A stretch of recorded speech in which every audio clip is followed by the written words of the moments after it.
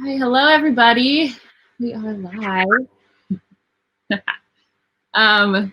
We have 40 attendees in so far, which is great. To everybody who's here so far, my name is Courtney Luce. You've probably seen my face on a lot of emails, potentially promoting this. So I work with Donade. Hello, Pauline. I work with Donade. I'm the customer success manager here, and we have partnered with Amanda to do this 3-part webinar series, which we're really excited about. It's Cynthia said. Hi, Cynthia. Oh, Mary. Wow, chat is happen. Yay. Yeah, so one thing, while everybody, hi, Cheryl. You know another Courtney Luce. I just became Courtney Luce. I got married in November. That is, Cheryl from Colorado. Where in Colorado are you? Oh, nice. I'm just in Evergreen, Cheryl. Right. What organization are you with, Cheryl?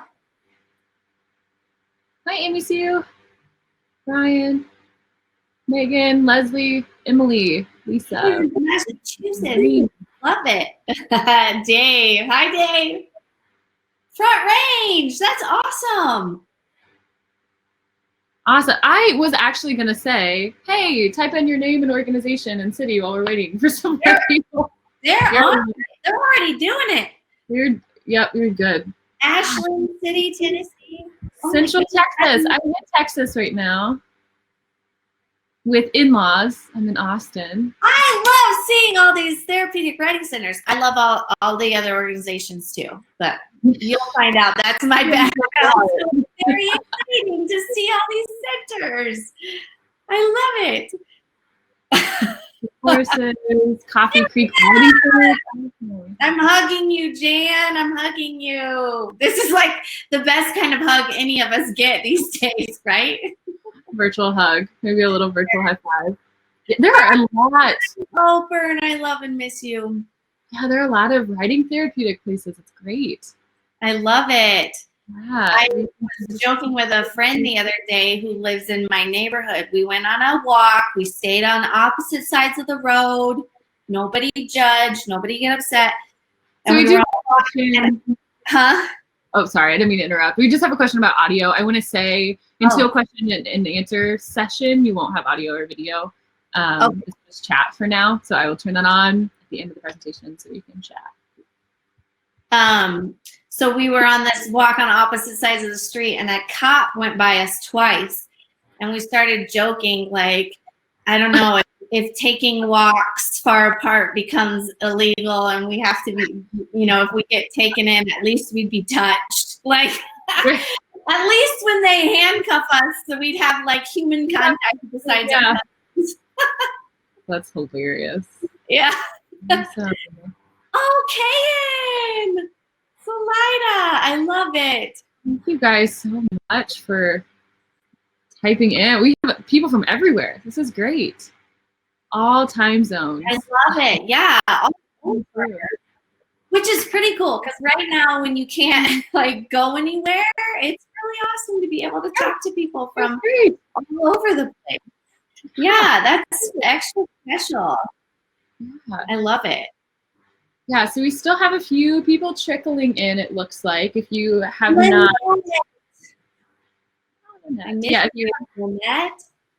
If you've not seen, people are writing in their name and city, organization, where they're from, just in the chat if you want to do that while we're waiting to get started, that would be great. Again, if you didn't hear me the first time, my name is Courtney Luce and I work with Donade.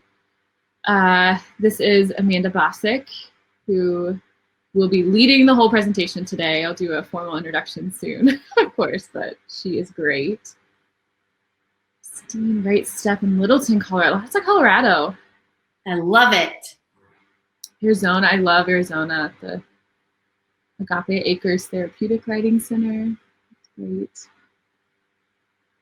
Yep, we have family in. Oh, my Agape family. So cute. Yeah, we have family in Arizona and Texas, so we get to travel there all the time. Love it. Strides in Plainfield, Indiana. I'm from Mooresville, Indiana. Oh, Plainfield. very familiar with Mooresville. Really? Most people Yeah. are. Yeah. Yeah. Aww. Everyone's talking to each other. I love it. Debbie Anderson. I love you. Oh, Jill. Jill, is Katie participating? I'm just kidding. We know Katie. Is that Katie? I know. Katie, yeah. her daughter is one of your Yeah. Awesome. Love it. Yeah, she's special. She's wonderful. Well, all you horse centers, I've got my horse mug this morning. That's a cute one. How do you know everyone? Who are you talking to? Yes, Mooresville just had a tornado right by my parents' house, but no one got hurt, which is a blessing. Yeah, and amazing. Yeah. It's a tough time to have a tornado. Yeah, but restaurants weren't open, so nobody was there to get hurt. That's true. The buildings got hurt, which sucks, but yeah. All right. Well, it's now 9:07, so I don't want to take up too much more of your presentation time. I know that's what people came to see. So again, finally, for the final time, you'll hear me say my name. My name is Courtney Luce. I work with Donate. I actually have a background in the nonprofit space. So I used to do fundraising and marketing for a small nonprofit in Indiana. And loved it, but came on to Donate because I also love what Donate is doing too. And we partnered with Amanda to do this 3-part leadership series. So we're excited not to just have her today, but for the next 3 weeks to do these webinar series. So it's every Wednesday at this time, same place, to join on and just hear about different topics. So from everything I've known about her so far, she is wonderful. So I'm really excited to hear her expertise. She has over a decade of nonprofit experience, which is amazing. She, as many of you from Agape know, was the CEO of Agape Therapeutic Writing in Indianapolis, or I guess Northern Indiana, right? Or Northern Indianapolis, for 7 years. And now works for Evergreen Results, which is a marketing agency that I'm sure she'll talk more about, but helping organizations do that sort of thing. So we will just go ahead and let you get started. Again, very excited to have you, and thank you for joining us. And yes, people, please utilize the chat. We will be doing our best to answer questions and keep up with all of your great conversation as she's talking. So absolutely. I thank you so much, Courtney. I am really honored and excited to be able to do this for all of you, especially being able to do something that goes pretty in-depth over 3 weeks. Right now we just have so much information coming at us. And so the fact that you are taking the time to be with me is something I don't take for granted. It is the fact that you chose to take time with me and spend time with me is something I'm incredibly grateful for. And I hope that at the end of today and at the end of these 3 weeks that you will be encouraged, uplifted, and you will be armed and equipped to go through this storm and exit this storm successfully. It's something that is really important to me and near and dear to my heart, that our nonprofit agencies and small businesses are able to thrive through this. So I'm gonna preface and say I have the notes on a screen right here. So if I look over here at times, it's because I'm looking at my notes. But we're gonna dig in, and I'm gonna share my screen with you and share the webinar with you. So what we're going to talk about over the next 3 weeks, we're going to tackle leadership-related challenges that you have specifically in crisis. So some of the things we're going to talk about apply whether or not we're in crisis, but I want to clarify that when we're in crisis, things get accelerated. So there are certain things that if we bring it up, it's extra important in a crisis. It's definitely important outside of a crisis, but because crisis accelerates and moves things forward really quickly. And it's kind of like, I'll say this several times, on a normal day-to-day basis, we're playing like a chess match, very strategic, thoughtful, calm, maybe not calm all the time, but for the most part. Now it's like we're playing tennis and we have to make decisions like really quickly, and we have to recover really quickly when we make a mistake, and we will. So I'm trying to see if sorry, there we go. Why are we here? Because we're in a crisis. The definition of a crisis, now I combined two definitions. So if you go look this up later, it's not going to be word for word because I took two definitions and I put them together. But the definition of a crisis is a crucial stage or turning point in the course of an unstable or dangerous situation. The piece I really want to emphasize is the turning point. So all of us are experiencing this crisis. We're all experiencing it in a different way. If you could answer the poll on your screen, I just want to gauge where organizations are at. Gauge yourself as red light, yellow light, or green light. Red light would be you feel like your doors might close. It's a very severe. Yellow light would be you're maintaining. It's not great, but you're making it. And green light would be as if like you had reserves in place, you're doing okay, you haven't had to make drastic changes. If you could answer that poll, that'll be great. And that'll give us a little bit of, help me gauge a little bit of where everybody is at. Your leadership in a crisis is needed now more than ever. One of my favorite definitions of leadership is by John Maxwell. A leader is someone who knows the way, goes the way, and shows the way. So it is about being strategic. It's about being able to look down the road and around the corner and anticipate what might be coming. But then it's also being the example that moves forward, acts out of courage, is the example in our day-to-day life. That is the great responsibility that we hold. So I love that definition. Okay, the polls. Most people, about 65%, are in the yellow zone. That's good. A few in red and about 30% in green. That's good. What are we going to accomplish? Let me back up. Let me just say, in regards to your leadership is needed now more than ever, I want to take a moment to say that you were made for this. You were made for this time. Even if you don't feel like it, you are in your position for a reason, for a purpose. Your team needs you now more than ever. Your participants and your clients need you now more than ever. Your stakeholders need you now more than ever. Your volunteers need you now more than ever. None of us asked for this, but you are at a crucial turning point. And what you do now not only determines how you get through this, but it will, for many of you, it will be your legacy at your organization, is how you handled and how you responded to the COVID-19 pandemic and how that impacted your organization.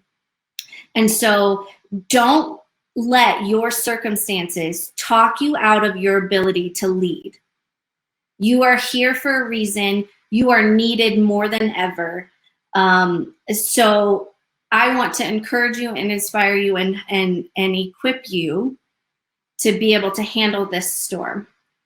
What are we going to accomplish today? Specifically, we're going to be able to identify, at the end of this, you'll be able to identify 7 leadership principles that I like to say make up like your root system. So your foundation, it's what's going to hold you strong through this storm. Then we're going to talk about 10 practical, financial, and missional action steps that you can take right now to lead your team and your stakeholders. And then at the end, you'll have an application guide that will help you work through taking those action steps. We already talked about me. I'm just going to skip that. Our organization, Evergreen Results, we are a marketing agency. We help nonprofits and small businesses scale and sustain. So our goal is that we partner with organizations and agencies that are making a difference, and that we want to see you grow not just wide, but deep as well. So we want to see you scale and sustain the impact that you're making. All right, to get started, I want to talk about,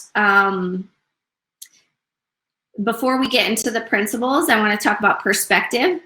It's hard at times to take this perspective, but hardship is a gift.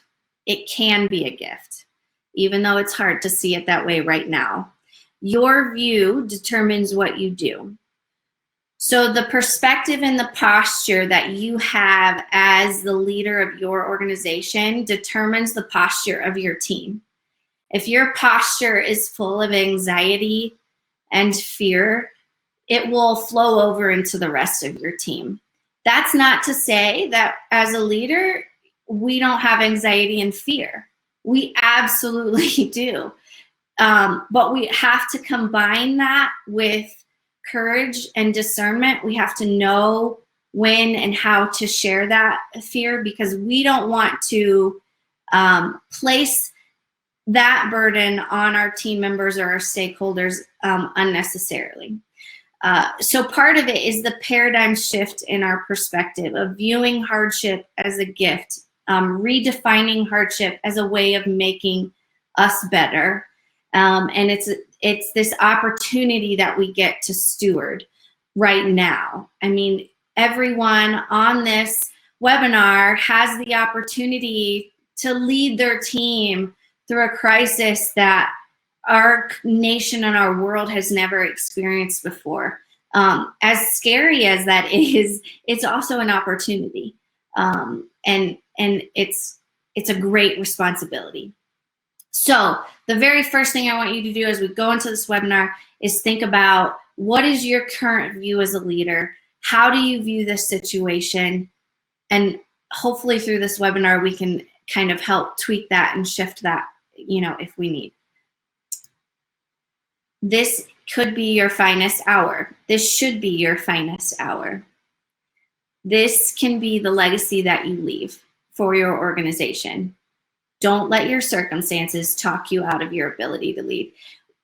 I've led teams through many crises before.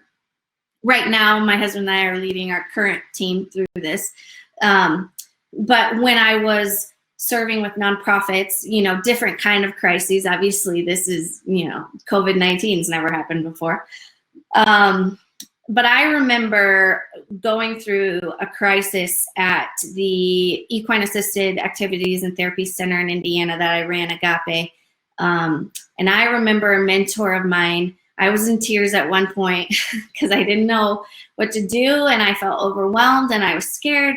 And I remember this mentor talking to me and saying to me, think about the legacy that you want to leave at Agape.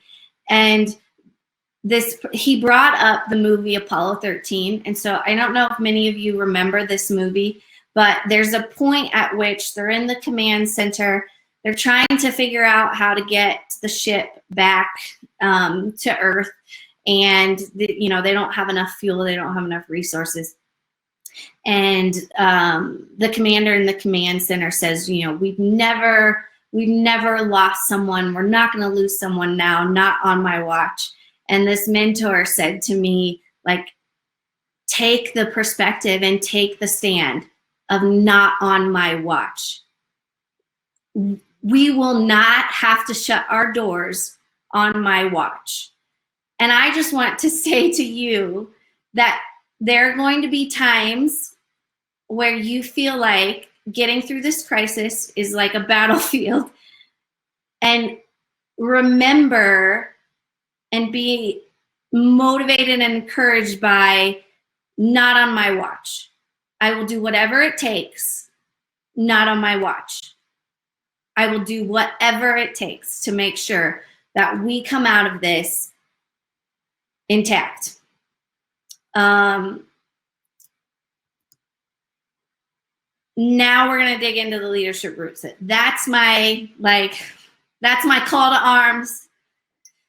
Pick up your armor. A tree is held by held up by its root system. So the stronger the root system is, the better the tree can withhold the storms that come. So these are 7 principles that, regardless of having a storm or not, are important to have, but definitely during a storm so that you can withstand the storm. So whether or not you currently practice these principles and you embody these principles, first I want to challenge you, none of us are perfect. This is a constant, everyday, try to keep it top of mind sort of practice. But I do want to encourage you that if any of these are things that you don't think about on a regular basis, I do want to challenge you to start thinking about how you can implement them and practice them in your leadership, especially during this time. Number 1, people first. We're all in mission-centric, purpose-driven organizations. We exist to serve, we exist to help people and serve people. So we need to keep that in mind. Always keep serving people first. And in a crisis, that can be hard to remember, but it's still, that principle still remains. How can we provide value and serve people? As a leader, you're there to lead your team, who is there to lead your constituents. So your main priority and focus is on your team and how you can serve them. I love this quote by Zig Ziglar: if you help enough people get what they want, eventually you'll get what you want. And I have found that to be incredibly true. Be authentic. The way we can be authentic, always tell the truth, even when it's hard. Stay close to your team. And right now, that means maybe connecting with them daily or weekly, but knowing what's going on in their lives, what they're working on, being close to them. Uncertainty is okay, but courage is necessary. And we're going to talk more about that part later. Be in the crowd. So you need, again, this goes back to stay close. One of the ways you are authentic is you're with people. You're genuinely with them and for them and here for them. But as a leader, you also have to be able to keep your head above the crowd so that you can see the big picture.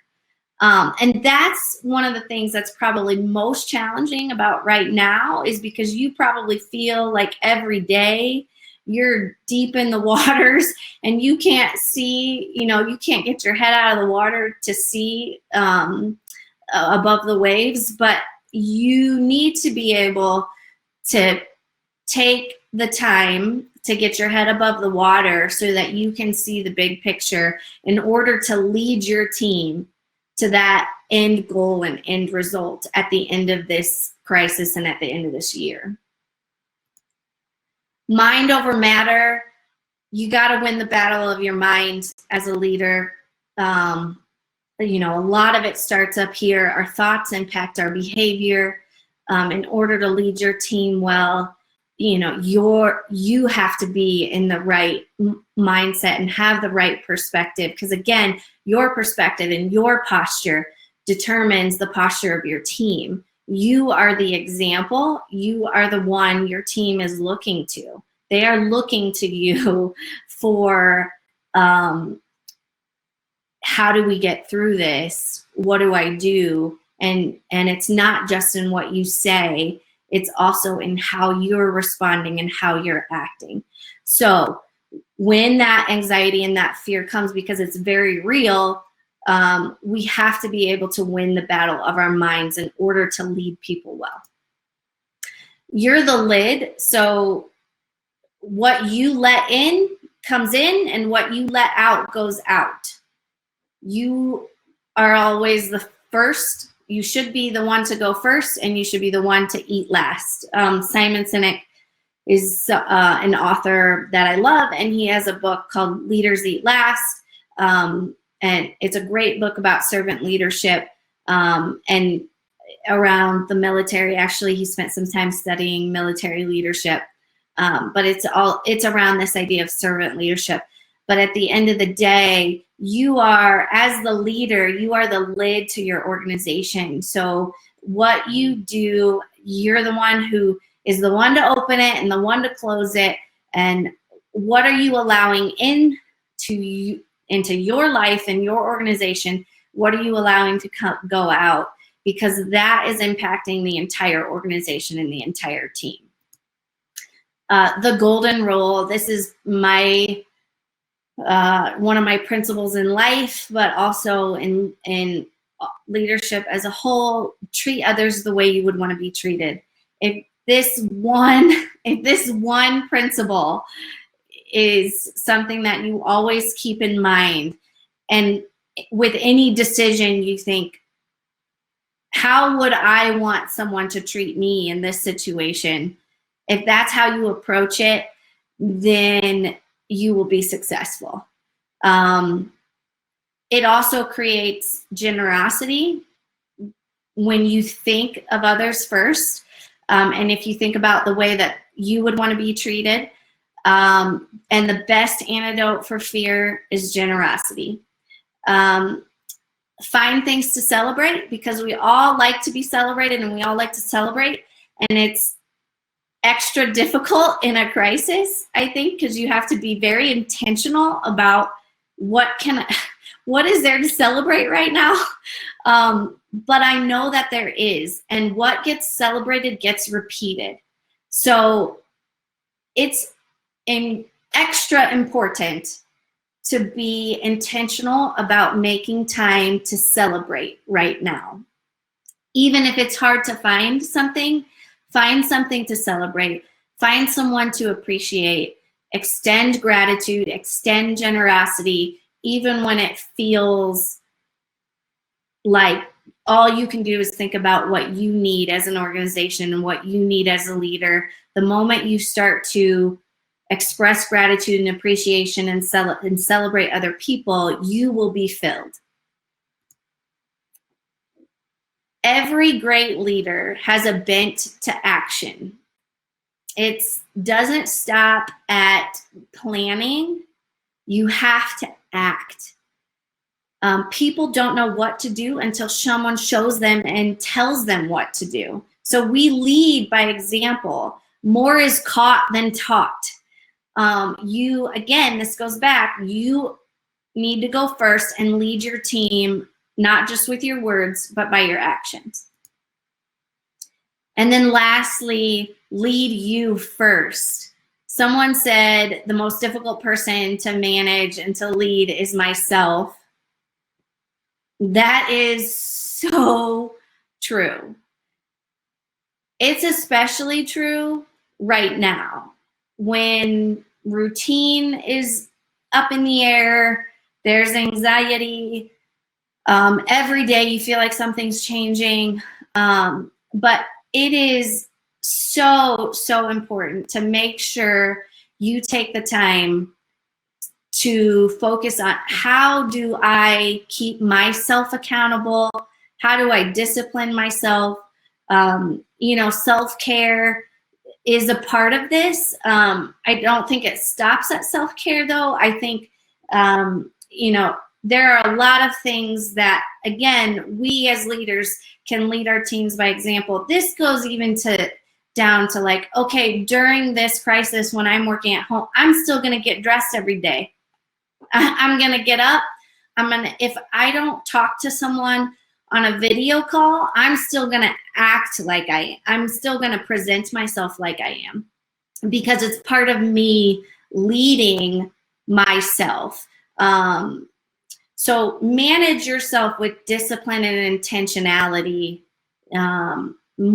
even more so than others. And it also shows you how to, I like to say, lead with grace and then truth. So when we practice that with ourselves first, then it's easier to do with other people. You know, we lead ourselves with grace and then truth, but we don't just stop it at grace, and we don't just only offer truth. Okay, so now we are going, I need to move my notes up. Now, these 7 principles can be practiced over time, each day with intentionality, and it creates a strong root system.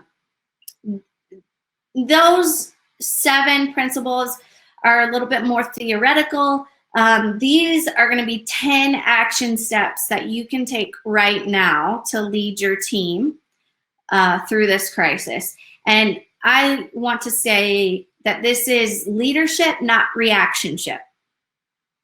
So when you go through these 10 steps, this is you being proactive about how to manage and respond well to this storm, how to lead through this storm.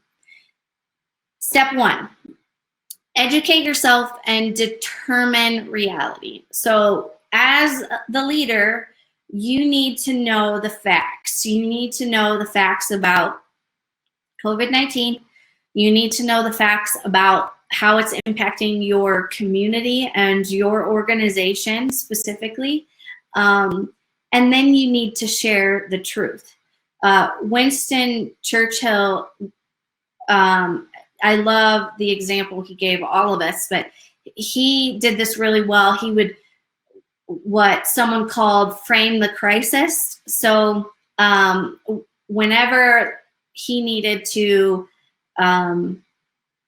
share about the reality of a situation, he would frame that crisis in a way that not only provided hope and a call to arms, but it still involved the brutal facts. So Jim Collins, in his book Good to Great, he refers to this as the Stockdale paradox. So you have to balance realism with optimism. You can't just motivate your team right now. That's not what they're looking for. It's not about motivating, it's about leading. So you have to be able to share the brutal facts about how this is impacting your organization, and alongside of the faith to prevail and overcome and get through it. But it can't be it shouldn't be just one or the other. Step 2, define your victory. So again, that's a picture of Winston Churchill. He's because he did this. He was a great example of how to do this. So he did a great job of painting a clear picture of the future. And right now, you need to have a clear picture of what that looks like. And that is most likely different than the picture you had at the beginning of the year. And that's okay. It's probably necessary that it's different, but you still need to have an idea of what success looks like at the end of this. It's not just about flying the plane through this storm. It's also about how you're going to land it, how you're going to exit it. So in order to do that, this goes back to making sure you're in it, but you're putting your head above the water to see at the end, in December, in October, as an organization, where do we want to be? There are a few things you can do to make this really tangible, and this is going to guide some of the other steps we talk about. But one way you can do it is to create a desired future statement. So this is a way to clearly define your victory. A desired future statement is defining what you want to accomplish over a specific period of time. Another thing you can do is you can set a date right now for celebrating together later. So you can say, okay, in November, in December, October, with your team, I'm putting a date on the calendar right now. We are going to have a celebration, and we're going to celebrate how we handled this situation. We're going to celebrate how we responded to it. When you make that a verbal commitment to your team, everyone is now accountable and motivated to think about how are we acting and responding and handling the situation. Because when we get to October, November to celebrate, I want to know that we conducted ourselves in a way that we're proud of. So when you take the time to say, okay, I'm going to make sure that we plan a celebration, then you're thinking about, we're going to celebrate because we're proud of the way we handled this. And then you're thinking about, am I proud of the way I'm handling this? So those are two things you can do right now to help define the victory. Create a desired future statement, which is very likely going to be different than the goal you had at the beginning of the year. It needs to change. But whatever that looks like, and then set a date to celebrate that and celebrate getting through this crisis as a team in whatever month you want to set that date for. Step 3, you can form a crisis advisory team. So this team is small and informal. It is comprised of experts in specific areas that you feel you need the most counsel and advice through this crisis. So it is going to be very specific to each industry and each organization. And it's comprised of people that are trustworthy and reliable sources.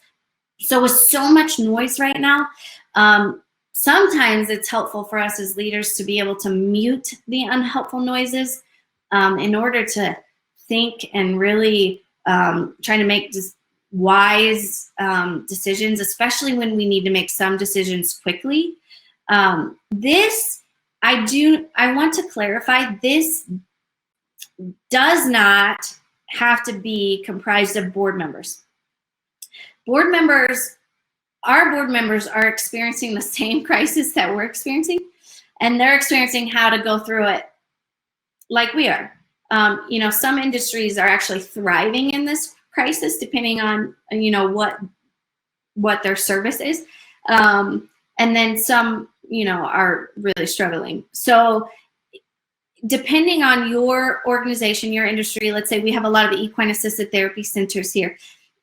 It might be something where you need and want a medical or healthcare professional to talk to about specifically, like, when would it be okay to have lessons one-on-one?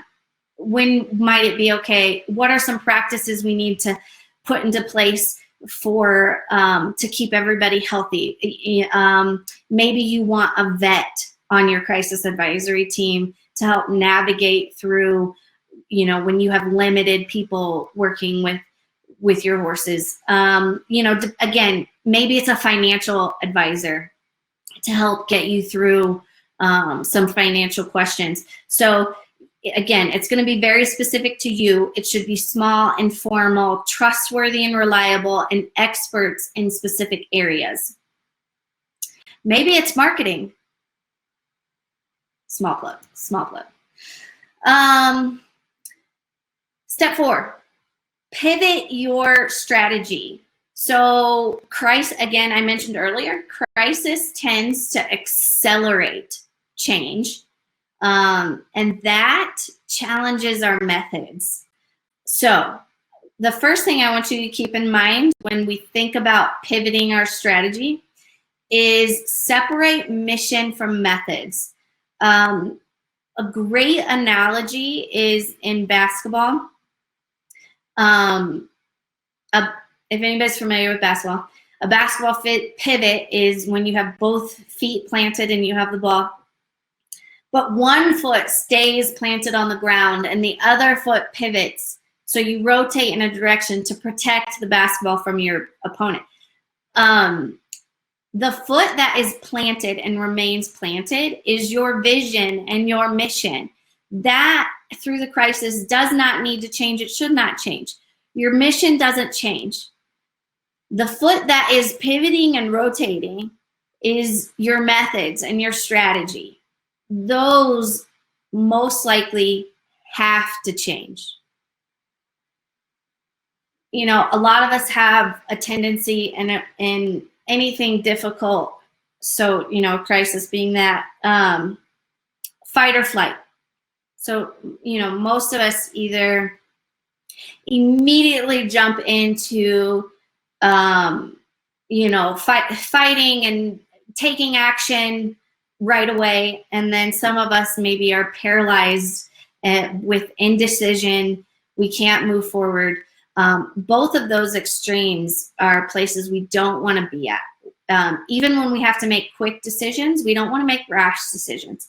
So we still need to take the time to pause and plan, surround ourselves with that counsel and that advice, think about what victory looks like, take a deep breath, and then move into action, dare to act. But we have to make decisions. We can't be on that end where we're indecisive and we're paralyzed, and we can't be on the other end where we're making really quick and rash decisions, and we're not taking a moment to think about what should we do next. So it is crucial that you pivot your strategy. The strategy you had in January, February, and even the beginning of March, you know, that really was not that long ago, but it feels like it, doesn't it? Can't be the same strategy you have right now. So I want to talk about a few really specific strategies I'm talking about, plans I'm talking about. Your operational plan as an organization, your programming plan, your fundraising or sales plan, your marketing plan, and your cash flow. Those last three, fundraising, marketing, and cash flow, we're going to talk about a little bit more in other action steps. Your operational and programming, I am going to assume most of you have already moved and pivoted that strategy, because that was very likely the first thing you had to do. You had to think about canceling lessons. What I want to challenge you with and encourage you with, and this goes back to separating mission from methods, is for some of you, oh, it's getting a little dark in here, sorry. For some of you, can you provide more services virtually and provide value right now when it comes to programming? I know I'm thinking of equine assisted therapy centers right now off the top of my mind, and I know it's really challenging and really difficult. But I think that taking the time to think through it and even as a team is really beneficial and valuable. Crisis can be a cradle for innovation. So, you know, challenge yourselves when technology is not something that you're comfortable with or familiar with. Challenge yourself to embrace it in order to provide immediate value and to serve your participants in this time. You know, the way you handle the situation, the way you treat and serve your clients or your participants now is going to last and remain with them when we get out of this.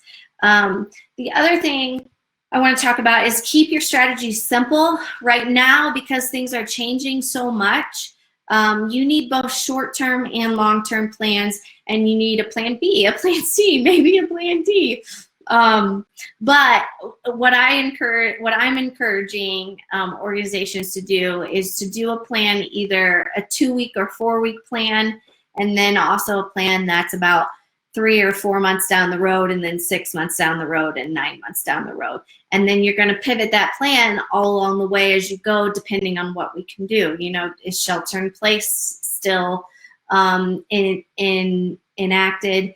You know, or can we start to slowly do other things and, you know, have people on site again?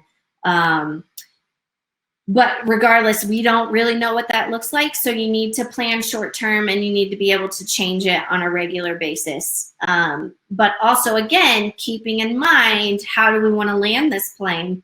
Not just how do we fly it right now. The last thing I want to talk about when it comes to planning is to choose effectiveness, not just efficiency.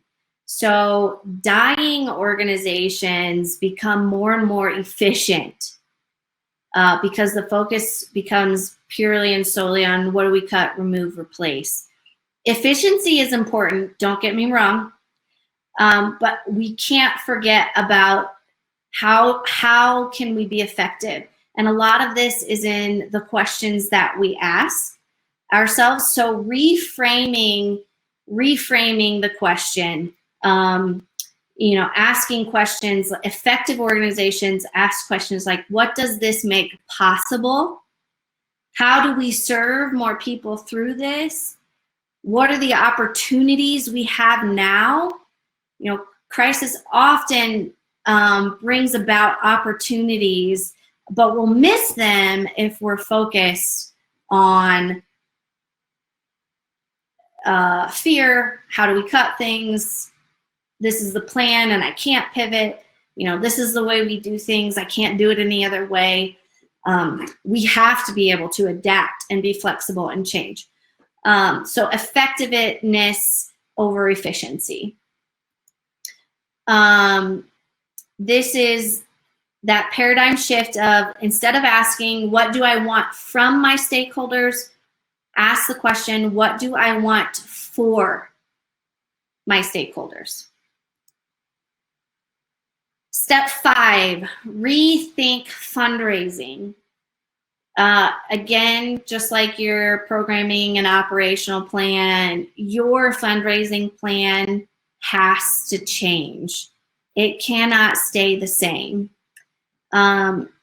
One thing I always encourage people to do, whether or not it's in crisis, is think about the needs of your donors and your volunteers. Again, that's that golden rule. You put yourself in their shoes, and then you want to find the intersection of your needs. So this is, you know, a visual to give you. You've got your organizational needs. You think about your stakeholders, your donors. In the middle is where you have fundraising success. And you want to target and aim your organizational resources and assets in the right direction. So you want to think about, where's the intersection of what they need right now in this crisis and what we need. You know, something you could even do is just simply send an email out to your clients, your participants, your volunteers, your donors, and with one question, you just ask them, what do you need right now? Based on those responses, you can start to put together some plans based on knowing, like, what do they need during this time.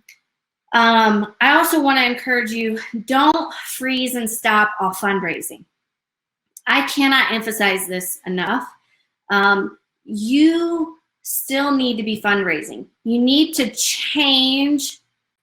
You most likely need to change how you're doing it. Like if you had an in-person event planned, for now, you can't do that. But does that mean you need to cancel the whole event altogether? Maybe not. Depends, but maybe not. People want to help, and you need to give them the opportunity to help. Please don't hear me say start pounding and begging. This again goes back to thinking of people first. This can be as simple as calling stakeholders and asking, how are you doing? Like, how is your family doing through this? How's your business doing through this? And having that conversation, and in that conversation, it comes up about how is your organization doing in return? And you have this conversation, and in that conversation, you can talk about the needs. Again, sharing the faith to prevail with the brutal facts with your stakeholders as well. But you still need to ask. And you need to shift, again, separate your mission from your methods, change and shift your methods, but you still need to fundraise. You need to ask. If you don't ask, you will not get the support. Step number 6, really quickly. I want to give you a few ideas of how some things I've either seen or that we have helped organizations tweak and shift when it comes to either sales or fundraising. So something you can think about, one thing you need to think about is if you put yourself in the shoes of a donor or in a corporate sponsor, for example, cash flow is really important right now for everyone. So how do you reduce that barrier and make it more tangible? Something you can do, let's say you have an event planned for the fall. Instead of not recruiting sponsors at all, you could do, let's say you have, one organization we're working with, like a table is, $800 for a table at a gala. They can offer, and they're going to offer that, sponsors can pay $100 a month for 8 months versus having to pay $800 right now to sponsor that table. That takes away a lot of the financial pressure and barrier, and is a lot easier for a company or even a family to say, yes, I'll still purchase a table for your event because I can do $100 a month right now, but to give $800 right now would be kind of tight because of cash flow reasons. So that's the kind of creative, out of the box problem solving that you need to do for fundraising, where you can still meet the needs that you have as an organization, but also meet your donors where they're at and reduce their barriers. You can also think about special COVID-19 emergency fund campaigns, shifting events to virtual events. There's a lot of creative things happening right now, and we would love to be able to help you with that. So one of the things that we're going to offer as a giveaway is that we want to offer one free virtual fundraising strategy session. So at the end of this, when you get a follow-up email, if you're interested, send us an email about being interested in that free virtual fundraising strategy session, and we will at random draw a winner to provide a free fundraising virtual strategy session for you. Okay. Step 6, analyze cash flow. Cash is king in a crisis. That goes for everyone. I'm going to do this quickly, but I can't stress enough, if you have not applied for the payroll protection program and the economic injury disaster loan, you need to apply for both of those, and you need to do that now. You don't need to delay. I have not seen a reason not to apply yet for an organization. There might be one out there. I just haven't seen it yet. So we strongly encourage all of you to apply for those and to apply for both of them. They don't impact one another in a negative way. So you can apply for both. Again, that's the payroll protection and the economic injury disaster loan. Next, when you're doing your cash flow analysis, I would like to call it you do a 2-bucket drill. So labor is normally where most companies and organizations have a majority of their resources. So that's why labor is kind of its own bucket. And then the next thing you need to do after labor is do a line by line, go through every single expense and determine what can be removed, what can be delayed, what is necessary, what's fixed and what's variable. Even some things that we think are fixed can be variable right now. So you need to do a line by line, and you need to start removing the things that you don't need right now. The next thing is to look at reserves if you have them. If you don't have them, let this time be inspiration to you to build your reserves when you get out of this. And then after that, you can look at a line of credit, even if whether that's you have a line of credit now, or maybe you can apply for one right now if you're in good standing. That way it's there in case you need it.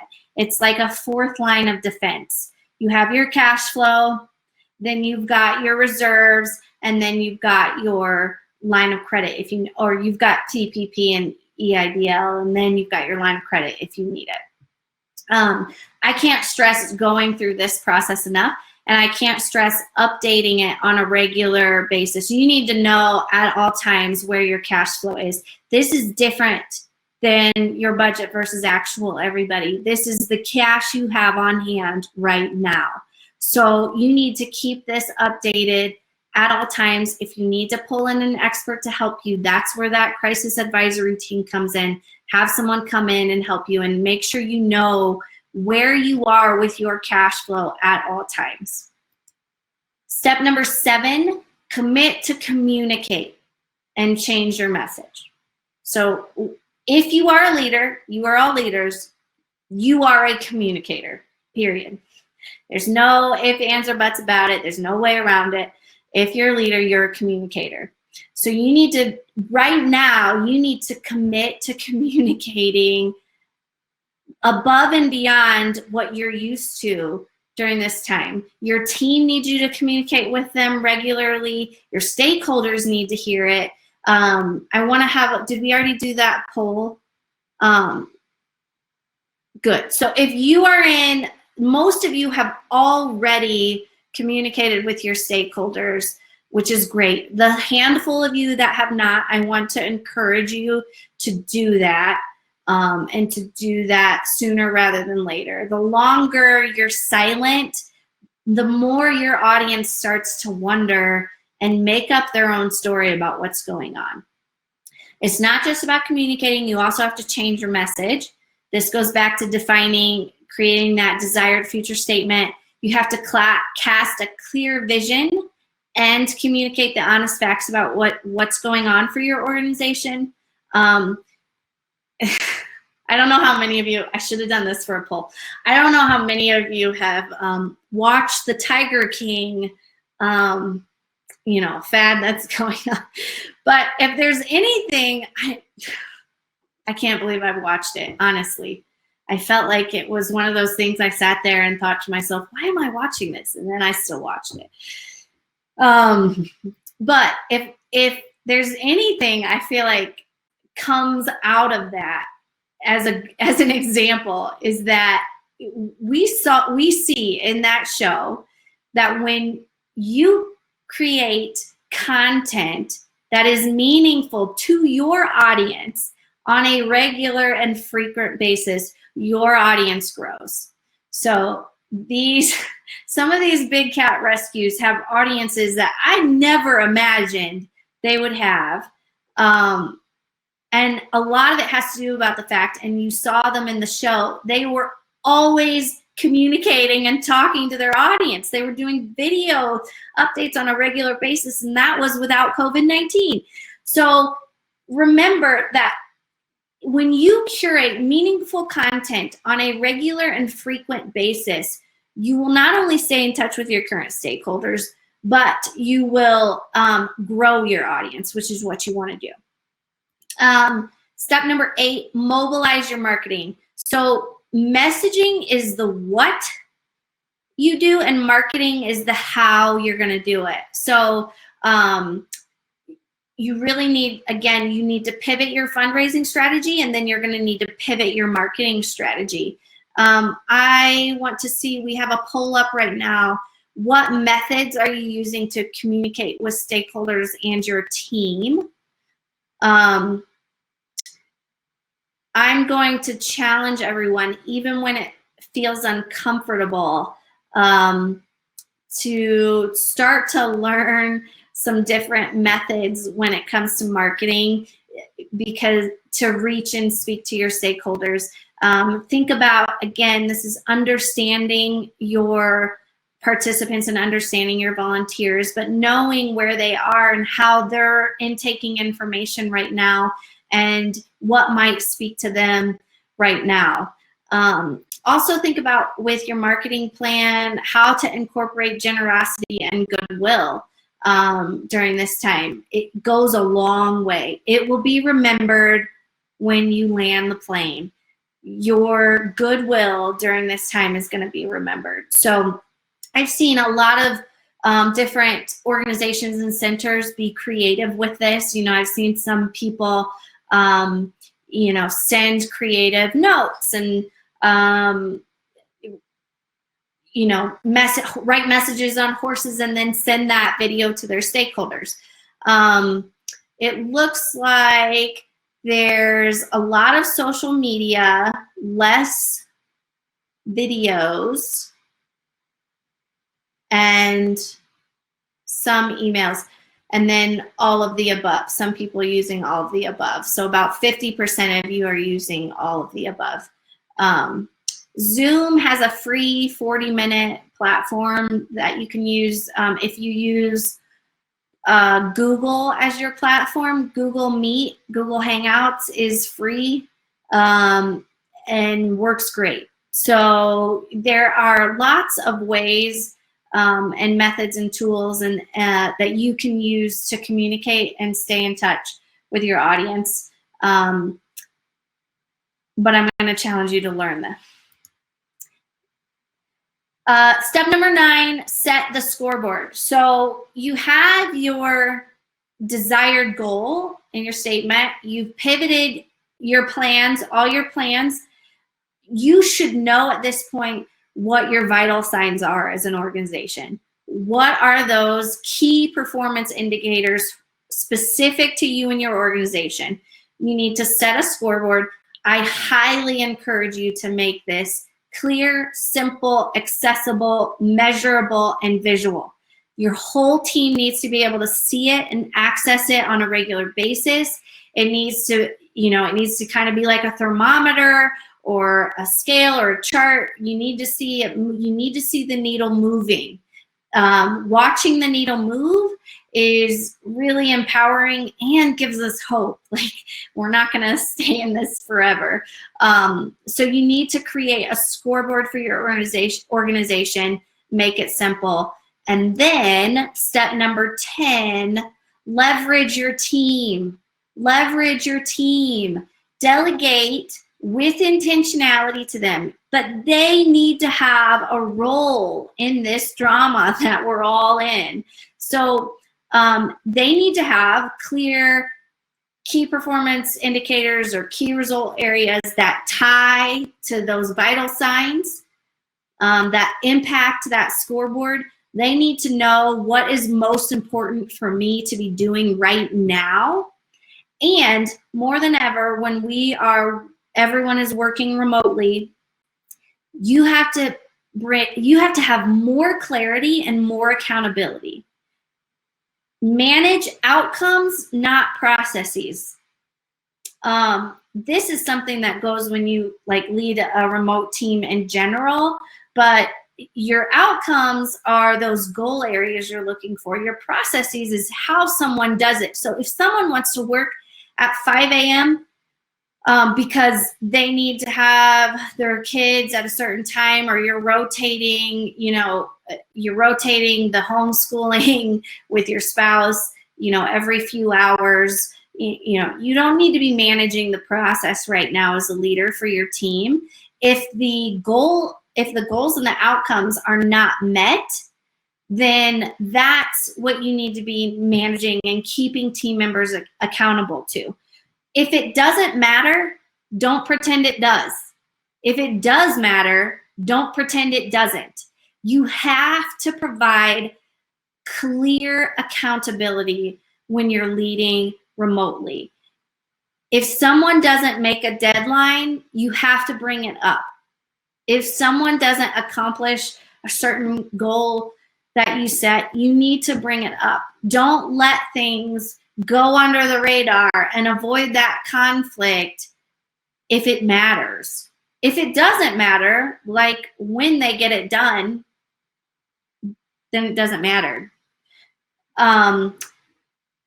Okay, we've covered a whole lot today. These are some application guide questions. We're going to go into a short Q&A time. I went over time. I'm really sorry, everybody. You're going to get a copy of this later, so you can go over these application questions depending on what you've already done as an organization. You can look at what you need to do next. But we'll go into, do we even have time for a Q&A, Courtney, or did I ruin? Yeah, if people have time for a Q&A, fine to stay on. I was just popping on before we get there to say, so many of you may not know about Donate. So we were hosting this webinar with Amanda too, and we wanted to actually extend a special offer for everybody who's joining us today, which is 20% off our service. So we help organizations fundraise virtually, find volunteers, host events, do all sorts of things with engaging their supporters. So we want to offer that. I'm going to I'm going to type in the promo code into the chat. So make sure you copy and paste that somewhere if you want to use it. And I'm also going to send you'll have like a quick CTA for a requested demo that I'm sharing right now. So if you do have more questions about what we do and want to request a demo with us, please feel free to do that. Awesome. And I have used WeDo, which is a connected to Donate umbrella, I guess, of Donate. It's their auction service for years, and it's awesome. So I'm a big fan. Yeah, I used to use them too when I was in the nonprofit world, and they're great as well. So yep, I did the requested demo, and then also I can share if you just want to go ahead and sign up for Donate, I'll share the actual app link too, so you can kind of browse and do that. Awesome. Yeah. That's a great offer, Courtney. Yeah. Okay, sorry everybody. Q&A. Any questions? I also turned on everybody's camera ability throughout the webinar. So if you're having issues, let me know. We'll try to turn that on, but feel free to just either chat your question or talk. Turn your mic on and talk.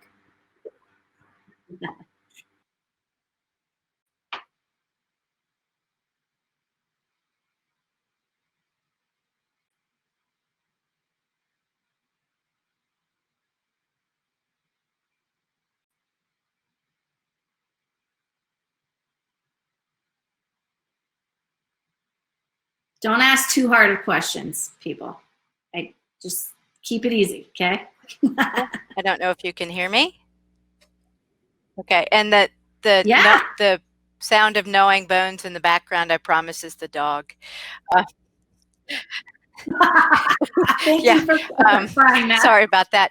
So we had planned a virtual fundraiser. It's an annual event for us that would typically kick off at the end of this month. My board has the sense that it is the wrong time to do that and thinks that we should perhaps wait 30 days. Can you talk a little bit about timing these things? It was already a virtual fundraiser, or you just No, had it's to change already it a to virtual fundraiser.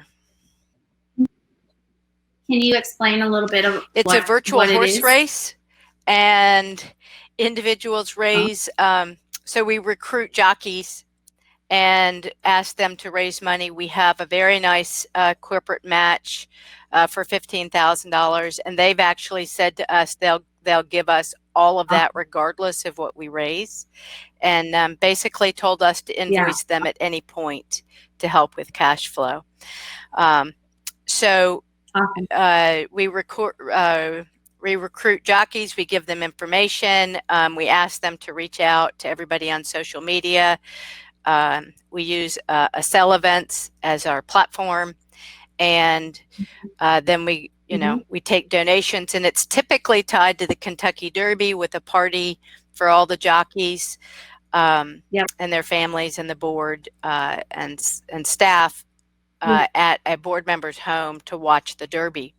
The problem with moving it to September with the new Derby date is that that's less than 30 days after our in-person fundraiser in August, which we actually are hoping to host. And so we would like to try and have it sooner rather than later, but I'd really appreciate your wisdom on that. Sure. So something, in evaluating the situation, it's unique to every organization. I'm not sure like how much of your, annual budget or your current cash flow analysis is dependent on this fundraiser. So part of it, asking the question of, is this one of your primary significant fundraisers? We do 3 a year. We do this one. We do the an event, and then we do an annual, ask at the end of the year. Even if we cut what we anticipated, and I'll be candid, we with the match try to raise $30,000 and pretty much make that every year. If we drop that to, we get the 15 from the foundation, corporate foundation, and then if we cut the other part in half and make that 75, we'll still be in the black. We'll break even by literally $228 in our cash flow projection. Otherwise, we'll be down about $7,500. Is this a one-day thing, or does it happen over the course of a week? And then we do a build-up, which typically we would have already started, because the actual fundraising week would start the week before the Kentucky Derby. Okay. Yeah. So I this is my appreciate that. Response, I do. I'm looking. These are all over the map. I'll take whatever wisdom anybody has at this point. I think that if you were to be really intentional on reframing your messaging for the event, so I think it needs to look different than it has in the past, as far as like how this helps us, what this does for us right now, but also reframing it to talk about how this can be fun and engaging for your participants who are missing. I'm assuming you're closed right now, so they're missing the barn. This is a way for them to still like be engaged and have fun and connect with the place that they love. In that regard, it's also about them. From a financial perspective, if you don't hit the full amount and you're still going to be okay, but it's also, if doing it is still really going to help you right now, my go would be to still do it, and do it in a way that engages your stakeholders during this crisis. Like, we miss you, we love you, we want to celebrate and still do this with you. The Kentucky Derby's canceled, but we're not canceling this. Like, we still want to do this with you, because normally those types of fundraising activities are ways for participants to engage with their horse and, you know, have like friendly competition, like, you know, with their horse. So let me clarify one piece in that the jockeys are typically not participants. There are a few. Some are volunteers. Some are people in the community.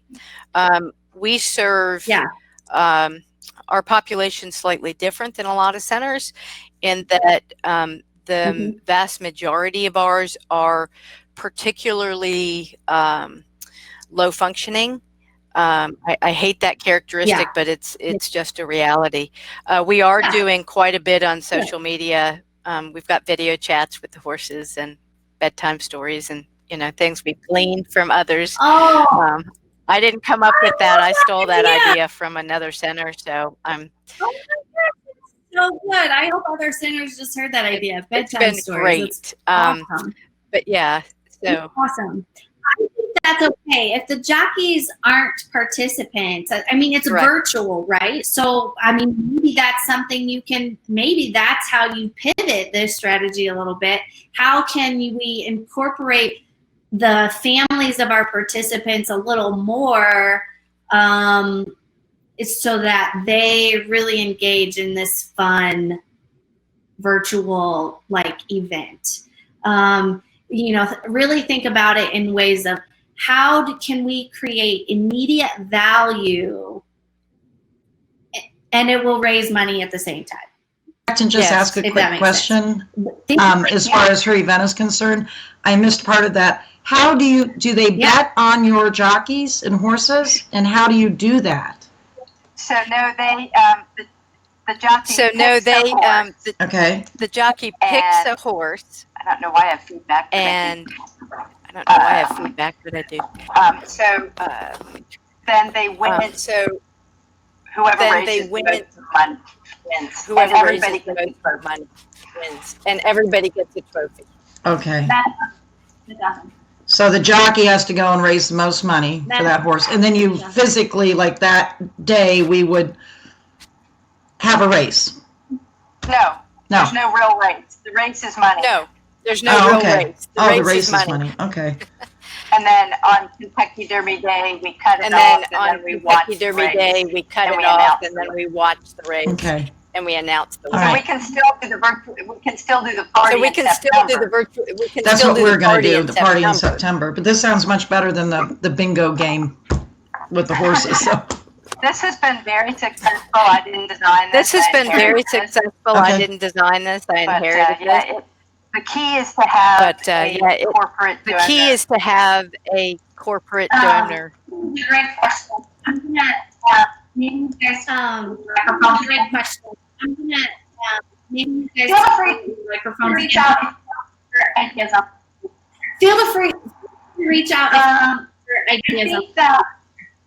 Cynthia, question. I think that Cynthia and some questions that I Brian asks, from a marketing perspective, what is the best or most effective mode of contact communication right now during the crisis? How has this shifted during the crisis? That is an excellent question, Brian. From my perspective, there is not one best or most effective way. And I'm sorry to give you such a difficult answer, but I think that I think it is most important right now to be using multiple channels and multiple ways of connecting and communicating with your team and your stakeholders. So that can be, you know, video and phone calls, I think, are like more important, especially for the personal and intimate conversations. I think video is better than phone. And then for like a broader or group communication, it's a variety. You know, you've gotta, people are taking in information when and where they can. You know, if they're having to homeschool, then maybe they're taking a break while they eat lunch with their kids and they're quickly scrolling and they come across an Instagram, an IG video.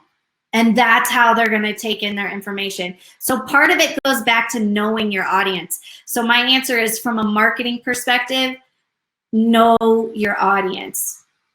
That's a huge piece of how you answer and how you respond. So how is your audience mainly taking in information? And then how has this shifted during the crisis?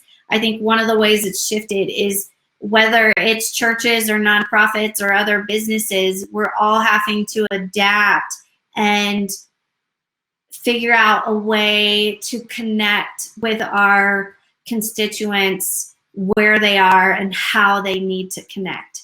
So, for example, in our company, what I might call like the rush hour times, those are times like, you know, before 8 a.m. and after 5 p.m., your typical, like, you start and end of work day.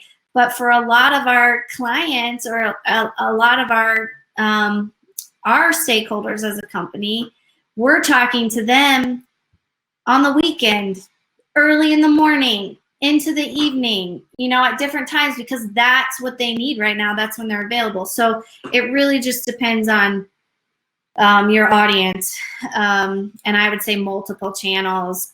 Cynthia, your question, guess my biggest question is, what do you do when 80% of your team is not motivated and doesn't want to do anything differently? Cynthia, that is hard.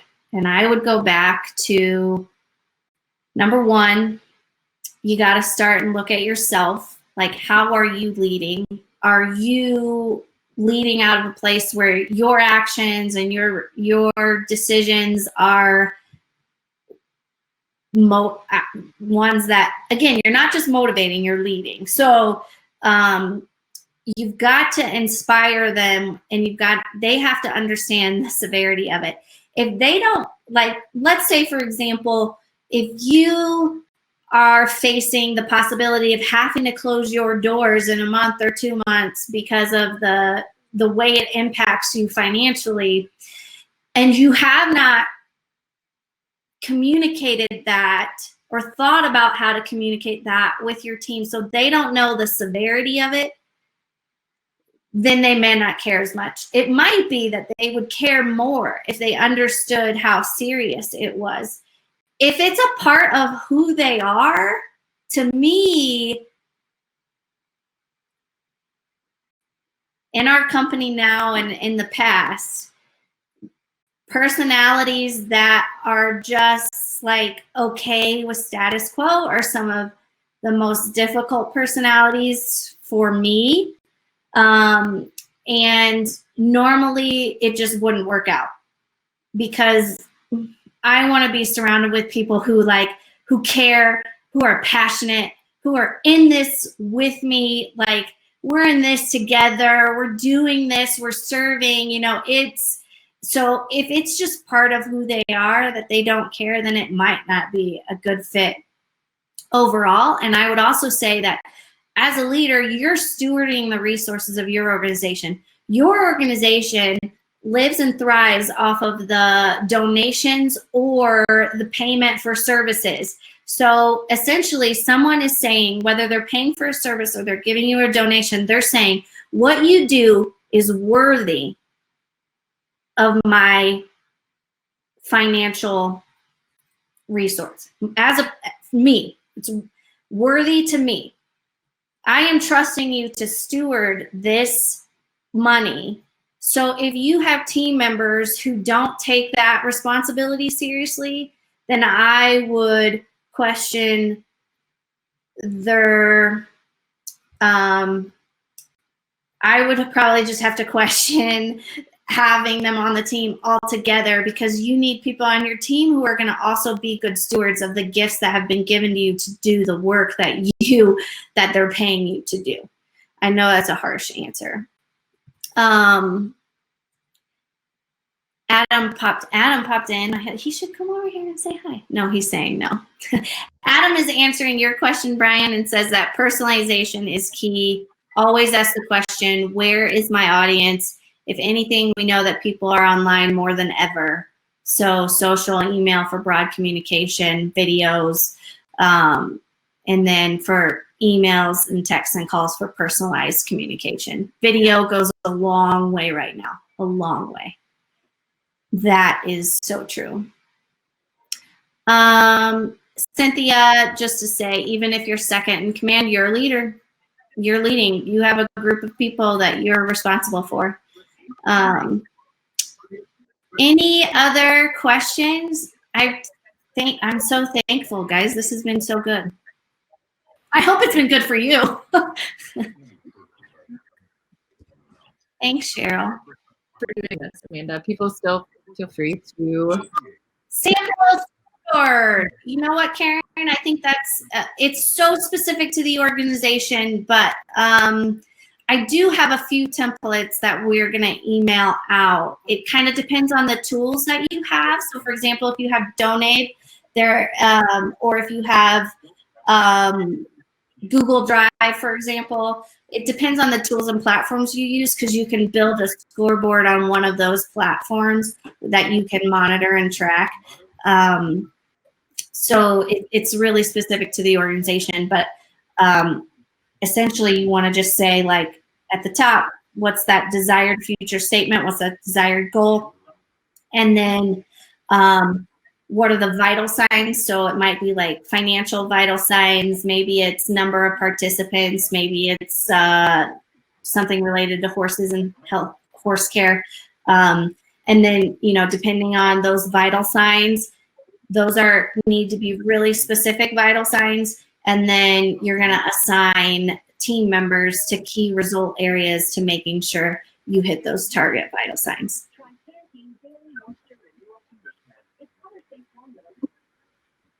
Oh, thanks, Lori. That's super sweet.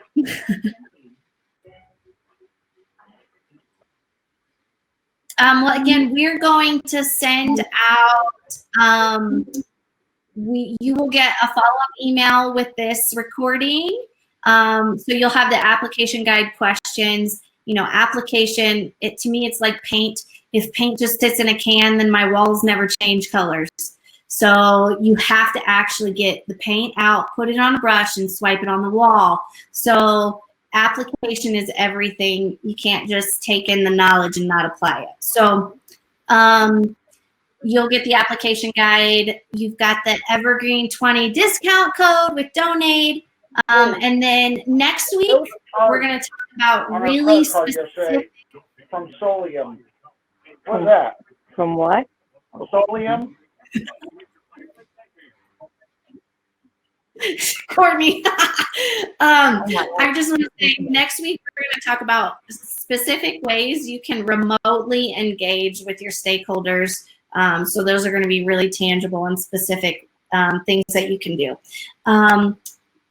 Thank you, guys. I don't take your time lightly, and I appreciate it. And it was really great. I just shared to your website with everybody, so that's this call to action. Again, somewhere in there is a request demo link. I'll send that out in an email as well. We have right now going on a stimulus grant that I didn't mention earlier, that we're offering some free strategy sessions as well to help people in this time, and some free, like, personalized onboarding and all kinds of good stuff. So we will send emails with all of this great information, including the recording, the presentation, just any resources from myself or Amanda with Evergreen. And we'll get you set up. So thank you guys all so much for joining. We really appreciate it. Thank you, guys. And make sure to join next week. And not on your watch. Not on your watch. Yes, absolutely. We'll see you next week. Yep, see you guys.